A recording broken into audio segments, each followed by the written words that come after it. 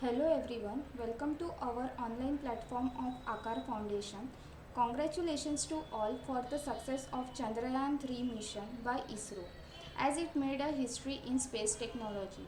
So let's discuss on Chandrayaan 3.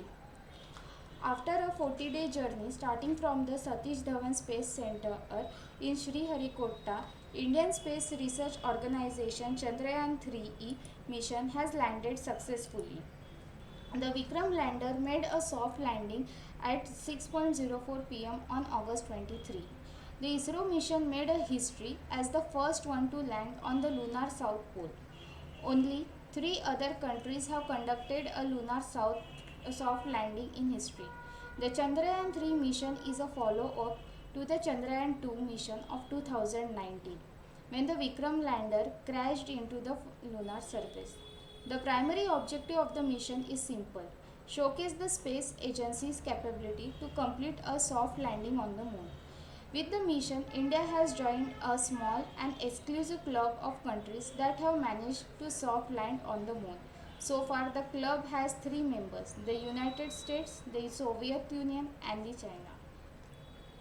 What is Chandrayaan 3 mission? Chandrayaan 3, a moonscraft, is a planned third lunar exploration mission by the ISRO to demonstrate end-to-end capability in safe landing through the lander Vikram after Vikram Sarabhai, the father of the Indian space program, and roving through the rover Pragyan on the lunar surface.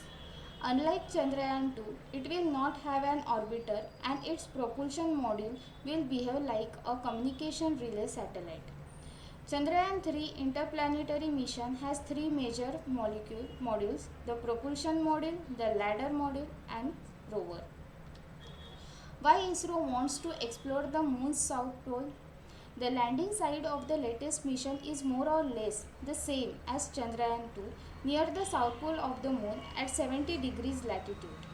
Even China's Chiang 4, which became the first spacecraft to land on the far side of the moon, the side that does not face the earth, landed near the 45 degrees latitude. Why hasn't any spacecraft ever landed near the lunar south pole? Because firstly, easier and safer to land near the equator. The terrain and temperature are more hospitable and conducive for a long and sustained operation of instruments. The surface here is even and smooth. Very steep slopes are almost absent, and there are fewer hills and craters. Sunlight is present in abundance, at least on the side facing the earth, thus offering a regular supply of energy to solar powered instruments. Secondly, difficult polar region of the moon. The polar region of the moon are very different and have difficult terrain. Many parts lie in a completely dark region where sunlight never reaches and temperature can go below 230 degrees centigrade. Lack of sunlight and extremely low temperatures create difficulty in operation of instruments. In addition, there are large craters all over the place, ranging from a few centimeters in the size to those extending to several thousands of kilometers. Why do scientists want to explore the lunar south pole? Firstly, for exploring the unexplored. Due to their rugged environment, the polar region of the moon have remained unexplored.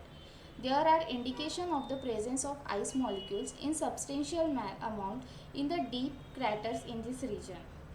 India's 2008 Chandrayaan 1 mission indicated the presence of water on the lunar surface with the help of its two instruments on board. And secondly, for getting the clue about solar region. The extreme cold temperature here means that anything trapped in the region would remain frozen in time without undergoing many change. The rocks and soil in moon's north and south pole could therefore provide clue for the early solar system. Why don't some part of the lunar polar region receive any sunlight? Unlike the Earth, whose spin axis is tilted with respect to the plane of the Earth's solar orbit by 23.5 degree, the Moon's axis tilts only 1.5 degree. Because of this unique geometry, sunlight never shines on the full floor of a number of craters near the lunar north and south pole. These areas are known as permanently shadowed region or PSRs. Does water or ice exist on the lunar south pole? Yes, water ice have been confirmed to exist in lunar south pole region. Data from various lunar missions, including India's Chandrayaan-1 launched in 2008, have indicated the presence of water molecule in these permanently shadowed regions. This discovery has opened up exciting possibilities of sustained lunar exploration. Is water or ice critical for future lunar exploration? Water ice is a critical resource for future lunar exploration and even beyond because it can be converted into a breathable air, drinking water, and most importantly, hydrogen and oxygen for rocket fuel. This could revolutionize space travel by reducing the need to transport these resources from Earth, making long duration mission more feasible. Does India plan to send a manned mission to the moon in the future?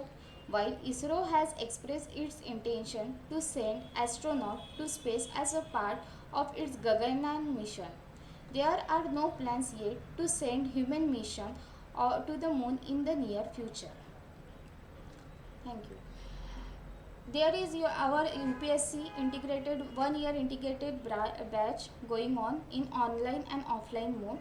The features of this batch is that comprehensive coverage of mains cum prelim syllabus, expert and experienced faculties for all subjects, exam oriented guidance and structured interactive teaching, comprehensive updated and printed study material, answer writing practice, unit test and prelims and mains test series, current affairs weekly lecture, plus test and worksheet and personal mentorship.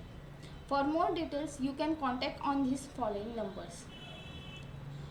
And our office address is opposite to Reshim ground above Union Bank, Nagpur, where the offline mode batches are going on and the batch timing is 6 pm.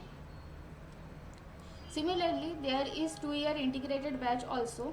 Those who want to prepare for UPSC during their graduation can join this batch, and the timing for this batch is 6 pm.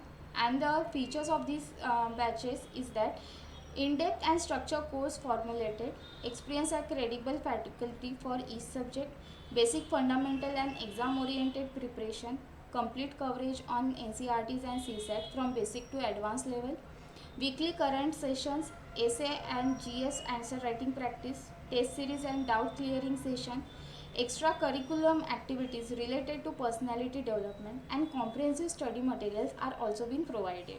And for more details, you can visit our office in Reshim Bagh, Nagpur, or may call on the following numbers.